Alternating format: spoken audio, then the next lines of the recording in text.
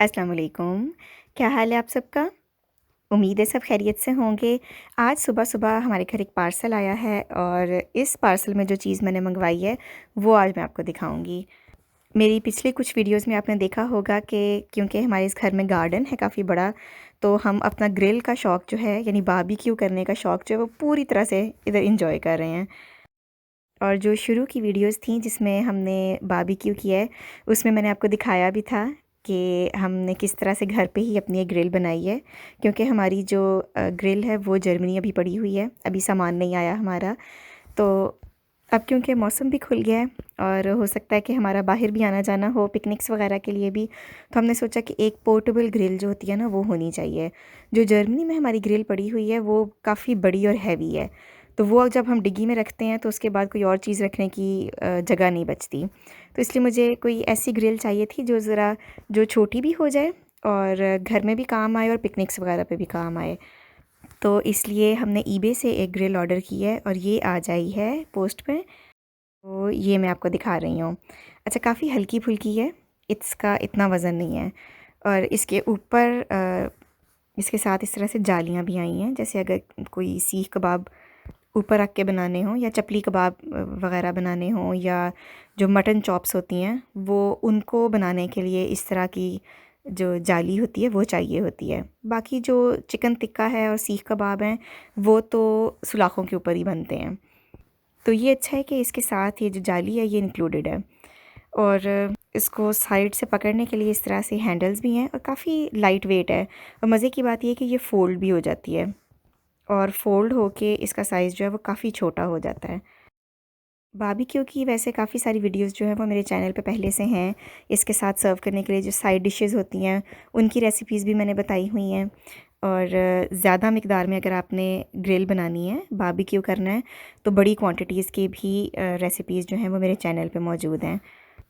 उन सारी वीडियोस का लिंक जो है वो मैं डिस्क्रिप्शन बॉक्स में डाल दूँगी, ताकि अगर आपने देखनी हो तो फिर आप वो वीडियोस देख सकते हैं। अच्छा, जो हमारी ईद वाली वीडियो थी बारबेक्यू की, उसके अंदर बहुत सारे लोगों ने मुझसे पूछा है कि जो हमने कोयले सुलगाए थे शुरू में, जो स्टार्ट की थी ग्रिल, तो वो जो जग टाइप चीज़ थी वो क्या थी? तो वो चिमनी स्टार्टर होता है। इससे ग्रिल जो है बहुत जल्दी इसके कोयले सुलग जाते हैं। बेसिकली जब ग्रिल करते हैं तो सबसे लंबा काम जो होता है वो कोयले सुलगाने का होता है। अगर आपके कोयले जल्दी सुलग जाते हैं फिर बारबेक्यू बनने में तो इतना टाइम नहीं लगता। अगर आपके पास नॉर्मल इस स्टैंडर्ड साइज़ की ग्रिल हो तो तकरीबन आप 1 घंटे में 3-4 किलो चिकन टिक्के जो हैं वो आराम से बन जाते हैं। और हमने जितनी बार भी ग्रिल की है तकरीबन 1.5 से 2 घंटे के अंदर ग्रिल जो है उसका काम वाइंड अप हो जाता है। लेकिन अगर आपके पास इस तरह के स्टार्टर कोई चीज़ नहीं है और कोयले सुलगाने में देर हो जाती है तो फिर सारी ग्रिल का मज़ा जो है ना वो ख़राब हो जाता है।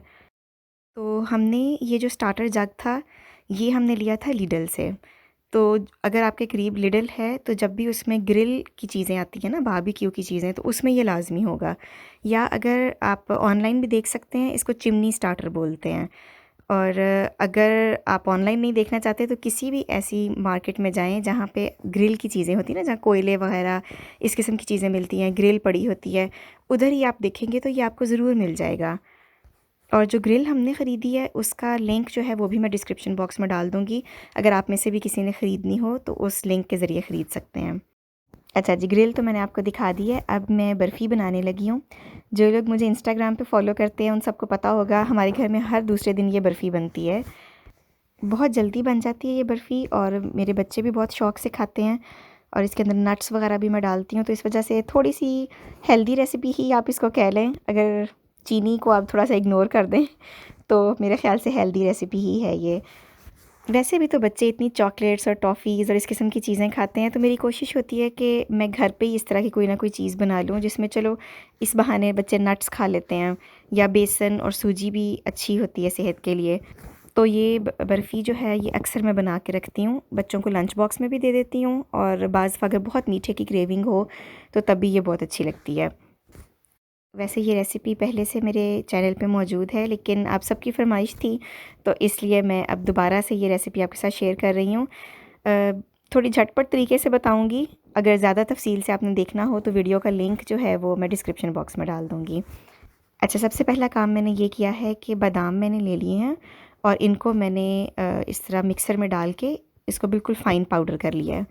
ज़्यादा फ़ाइन पाउडर मैंने इसलिए किया है कि अगर थोड़ा मोटा मोटा हो तो बच्चे जो है वो नहीं खाते, कि दाना जो है वो मुंह में आ रहा है। तो बिल्कुल बारीक पाउडर कर दूँ तो पता भी नहीं चलता कि इसके अंदर नट्स डाले हुए हैं। चीज़ों की मिकदार जो है ना वो भी मैं डिस्क्रिप्शन बॉक्स में लिख दूँगी। अच्छा, उसके बाद मैंने क्या किया है कि सूजी ली है, उसको बग़ैर ऑयल के, बग़ैर देसी घी डाले, कुछ भी नहीं डाला, इसको मैंने ड्राई रोस्ट कर लिया है। हल्का सा जब इसका कच्चापन ख़त्म हो जाए तो इसको फिर मैंने अलग से निकाल दिया है।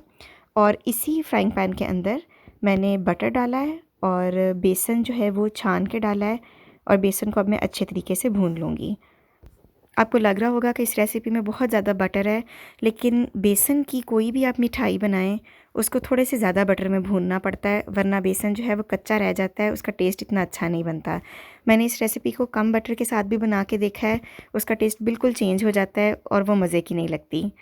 तो बेहतर है कि आप टेस्ट के ऊपर कॉम्प्रोमाइज़ ना करें, थोड़ी मिकदार में खा लें लेकिन इसी मिकदार के साथ ही बनाएं। अच्छा, इस रेसिपी का टेस्ट जो है वो सारा डिपेंड करता है बेसन के भूनने पे। बेसन जो है अगर आपने उसको थोड़ा सा ज़्यादा भून लिया तो उसके अंदर जैसे जला हुआ बेसन होता है ना, उस तरह की स्मेल आ जाएगी। कम भूना तो ज़रा सा कच्चापन रह जाएगा। तो इसलिए आपने बिल्कुल इसको परफ़ेक्ट भूनना है। जब इसका कलर जो है वो चाय की तरह नज़र आना शुरू हो जाए और बहुत अच्छी सी खुशबू आए तो फिर आप समझ लें कि आपका बेसन जो है वो अच्छे से भुन चुका है। तो जो बादाम पाउडर करके मैंने रखे थे वो और सूजी इसके अंदर डाल के मैं अच्छे तरीके से इसको मिक्स कर लूँगी, और अब मैं आंच इसकी बिल्कुल बंद कर दूँगी। इसके बाद मैंने जो स्वीटेंड कंडेंस मिल्क होता है उसका पूरा कैन इसके अंदर डाल के इसको तेज़ तेज़ मिक्स करूँगी, क्योंकि ये जल्दी से खुश्क हो जाता है। तो जल्दी जल्दी इसको मैं मिक्स करके देख लूँगी। अगर तो मिक्सचर जो है थोड़ा पतला है तो मैं दोबारा से फ्लेम ऑन करके इसको थोड़ा सा पका लूँगी। बाज़ औक़ात इस तरह होता है कि बेसन थोड़ा सा ज़्यादा डल गया, या सूजी की मिकदार थोड़ी ज़्यादा हो गई, या बादाम का पाउडर थोड़ा ज़्यादा हो गया, तो इसको दोबारा से खुश्क करने की ज़रूरत नहीं पड़ती। तो आप देख लीजिएगा, अगर आपको पतला लग रहा है ये मिक्सचर तो आंच दोबारा से हल्की सी जला के तो इसको 1-2 मिनट में ही आप भून लेंगे तो ये बिल्कुल हलवे की फॉर्म में आ जाएगा। उसके बाद इसको ग्रीस किए हुए किसी भी पैन के अंदर निकाल लें, और टुकड़ियाँ जो हैं जब ये ठंडा हो जाएगा तब भी आप काट सकते हैं। और इसको गरम-गरम खाने का अपना ही मज़ा है। ठंडी भी अच्छी लगती है, लेकिन जब गरम-गरम बनी हो ना तो बहुत मज़ा आता है इसको खाने का। अच्छा, आपको मज़े की बात बताती हूँ कि ये रेसिपी मैंने ली कहाँ से थी। तो हुआ यूँ कि एक दफ़ा मैं कंडेंस मिल्क लेकर आई, उसकी डेट जो है वो ख़त्म होने वाली थी। तो मुझे था कि इसको मैं यूज़ कर लूँ किसी तरीके से। और दूसरा, उन दिनों मुझे ये था कि मेरे बच्चे जो हैं वो बादाम खाएँ, और बच्चे जो हैं वो बिल्कुल बादाम नहीं खाते। मैंने मिल्क शेक में डाल के भी देखा, और जो रात को भिगो के सुबह छील के देते हैं उस तरह से भी खिलाने की कोशिश की तो बच्चे नहीं खाते थे। तो मुझे था कि कोई ऐसी रेसिपी बना लूँ जिससे बच्चों को पता ना चले कि इसके अंदर बादाम है और वो खा भी लें। तो इस तरह से फिर मैंने ख़ुद ही ये रेसिपी बनाई, और जिस दिन मैंने बनाई उस दिन मेरी बेटी ने बहुत शौक़ से ये बर्फ़ी खाई। तो उसके बाद से मैं महीने में 1-2 दफ़ा ज़रूर ये बर्फ़ी बना के रखती हूँ। आप भी ये रेसिपी ज़रूर ट्राई करके देखिएगा। अगर सबको पसंद आए तो मुझे कमेंट्स में लिख के ज़रूर बताइएगा। इस मीठी सी रेसिपी के साथ अब मैं व्लॉग को करती हूँ ख़त्म। अगर आपको मेरी वीडियोज़ अच्छी लग रही हैं तो मेरी वीडियोज़ को अपनी फ्रेंड्स और फैमिली के साथ ज़रूर शेयर कीजिएगा। और अगर आप चाहें तो मुझे इंस्टाग्राम पे भी फॉलो कर सकते हैं। मेरा इंस्टाग्राम हैंडल इस टाइम आपको स्क्रीन पे नज़र आ रहा होगा। वहाँ पे भी बहुत मज़े मज़े की स्टोरीज़ मैं आपके साथ शेयर करती रहूँगी। अगली वीडियो में आपसे मुलाकात होगी, तब तक के लिए अल्लाह हाफ़िज़।